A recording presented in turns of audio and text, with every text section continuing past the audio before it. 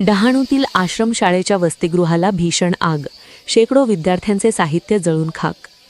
डहाणू एकात्मिक आदिवासी विकास प्रकल्पांतर्गत कांदरवाडी सूर्यानगर येथील आश्रमशाळेच्या वसतिगृहाला भीषण आग लागल्याची घटना घडली आहे।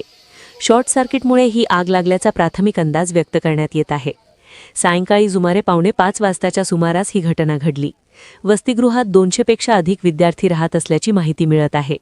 अचानक लागलेल्या आगीमुळे विद्यार्थ्यांचे कपडे, शैक्षणिक साहित्य तसेच गाद्या आगीत जळून खाक झाल्या असून मोठे नुकसान झाले आहे। घटनेची माहिती मिळताच नगर परिषदेच्या अग्निशमन दलाला पाचारण करण्यात आले। अग्निशमन दलाच्या जवानांनी आणि स्थानिक नागरिकांनी संयुक्तपणे आगीवर नियंत्रण मिळवण्यासाठी शर्थीचे प्रयत्न केले। अखेर अथक प्रयत्नांनंतर आग विझवण्यात यश आले। दरम्यान वेळेत आग लागल्याची माहिती मिळाल्यामुळे विद्यार्थ्यांना सुरक्षित बाहेर काढण्यात आले आणि मोठा अनर्थ टळण्याचे सांगितले जात आहे। या घटनेमुळे परिसरात काही काळ भीतीचे वातावरण निर्माण झाले होते। सध्या परीक्षा तोंडावर आल्या असून विद्यार्थ्यांमध्ये मात्र चिंतेचा वातावरण दिसत आहे।